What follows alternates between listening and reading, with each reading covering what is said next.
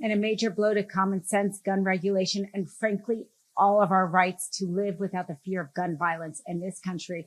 A federal district judge in California struck down California's common sense gun regulation, banning the sale of high-capacity magazines. My name is Dina Sayegh Doll with the MeidasTouch Network. Let's break this down. This issue is one of the most important issues for people in this country. We see senseless gun violence rampant, school shootings, the mass shootings are only increasing. In this country, this first world country, it is unmatchable anywhere else in the world.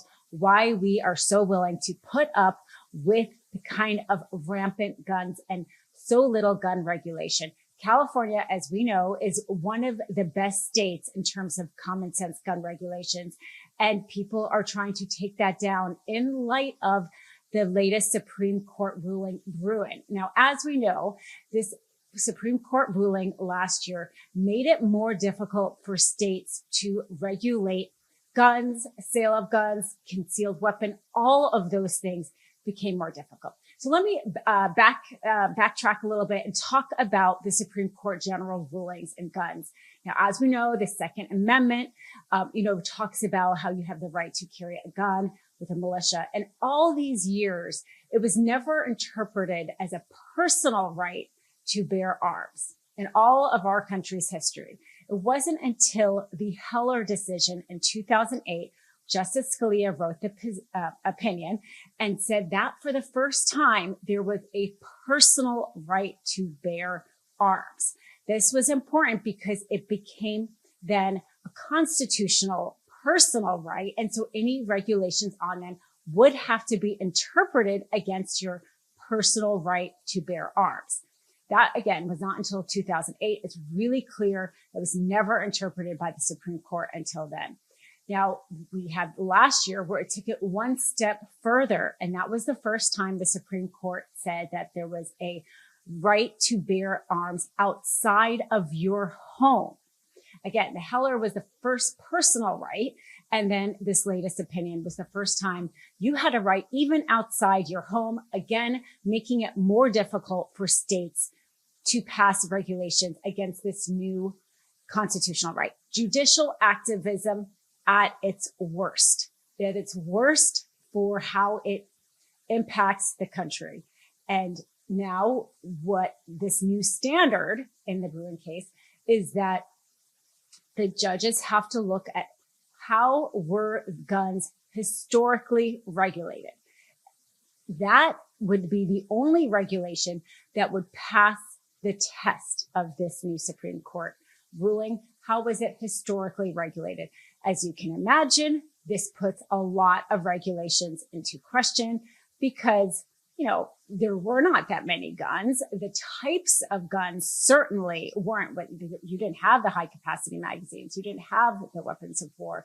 And so then by comparison, you didn't have regulations then. So if you're only looking at what was regulated 200 years ago, it's not going to be the same. And so this is kind of really vague and, to be quite frank, does not go with the history. If you actually look at the history of what happened at the time they wrote this Second Amendment, they were not even thinking this was going to be a personal right to bear arms. But certainly the regulations you can't even compare it because it's a different world and the guns are different. But this is what the Supreme Court has asked the lower courts to do, and it's going to create a mess. And we really don't know how it's going to all work out because now, this judge in California that struck down the high capacity magazine struck down another law in California a few years ago, but that was overturned by the Ninth Circuit. The Ninth Circuit is a very traditionally liberal court. And so them overturning him around the gun regulations did not come as a surprise. But now, so I think we can expect the Ninth Circuit to overturn him again. But he will, for sure, this will be appealed to the Supreme Court. It's not going to be the only case that's appealed to the Supreme Court. There's many lower court rulings now that the Supreme Court is going to have to basically figure out how this new test works. They have this ruling in California regarding the high capacity magazines. They have a ruling saying that not allowing somebody convicted of domestic violence to have a weapon is unconstitutional. They have a ruling saying that a non-violent but convicted felon not being allowed to have a gun is unconstitutional. You have these kind of cases that I think are in some ways going to really test how the Supreme Court holds this, because, they try to say this is for protection, right? So are they really going to say then that this domestic violence convicted person has to have a gun, or this felon has to have a gun? So this particular Supreme Court has not been friendly toward felons. And historically, the Supreme Court tends not to be pro-defense in their opinions. They tend to always be pro-prosecution in their opinions. And so if they were to keep with their pro-prosecution view, you would see them not allowing this convicted felon to have a gun. But again, this is now going to be all in conflict, and they're going to have to figure out basically how much do they want to make the American people suffer, because that will be the outcome if they allow, everybody, regardless of status and regardless of how lack of regulations there are to have guns. We are going to become a much more dangerous society. And the fact of the matter is this is where the politicians are deeply out of touch, or the Republican politicians are deeply out of touch with the people. Fox News did their own polling in April, and in their own polling, I mean, we know the vast majority of the country is for common sense reforms. We know that. That's not a question. But even among Fox News viewers, it is staggering, the statistics. The statistics is that, I'm just going to read it because it's 87% from that Fox News polls is for background checks for guns. 81% is to enforce existing laws. 81% is to have a legal age of 21 to buy all guns. 80% requiring mental health checks on all gun buyers. 80% to flag people danger to self. That is not just a majority. That is a huge number. And this is so crucial because our children, when they're in schools and they're doing those drills, they know they're doing those drills because people may come and shoot at them. And they know they're doing those drills because the people in charge in our government are not keeping them safe. And what is that doing to a whole generation and generation of kids? It is probably making them, one, distrust our government, and two, be angry and scared of their future. How we are completely failing our children, and how we are making it that shopping in America, going to a grocery store in America, you are now being at risk of a mass shooting. The NRA and the money involved in the lobbying of these politicians is the problem. Not only do we need to elect more candidates who are willing to actually pass laws that Americans want regarding this common sense gun reform, but we need to have basically a counter lobbying to the NRA, which there are some groups out there, but we need so much more.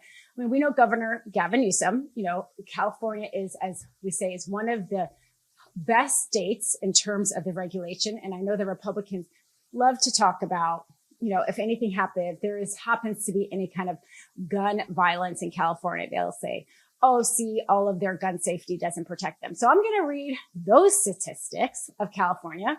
California is ranked number 1 for gun safety.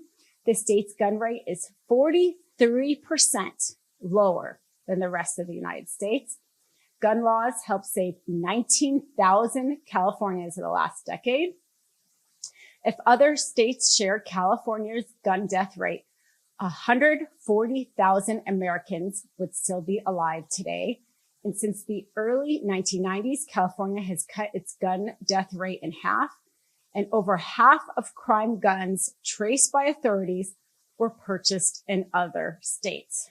So let's have those statistics at the ready the next time you see or hear from somebody who watches Fox News talk about the decrepit state and the high crime in California. It's just not true. Our common sense gun laws save lives. And this should be the norm because people want it. People are tired of the gun violence in this country. And instead of always talking about the First Amendment, the Second Amendment rights, we, I think, as Democrats, need to talk about our rights, our right to be free from the fear of gun violence. Our children have a right to go to school free from the fear of gun violence. There are more rights out there, and I'm tired of the Republicans co-opting this issue and making it seem like the Second Amendment right is the only right out there. Now, Governor Gavin Newsom wants to hold a constitutional convention to basically kind of amend the Second Amendment, rewrite the Second Amendment to incorporate the common sense gun reform, banning weapons of war, having a concealed carry, the over 21, all the measures, as I've just read in the Fox News poll that is overwhelmingly supported. It's a great talking point. Practically, it would probably never happen because you would still need to be ratified by quite a bit of red states.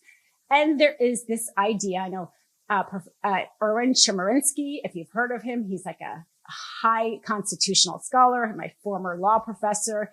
You know, he even thinks it's kind of a bad idea because once you have a constitutional convention, you will have more red states than blue states, and you might actually end up with a worse constitution.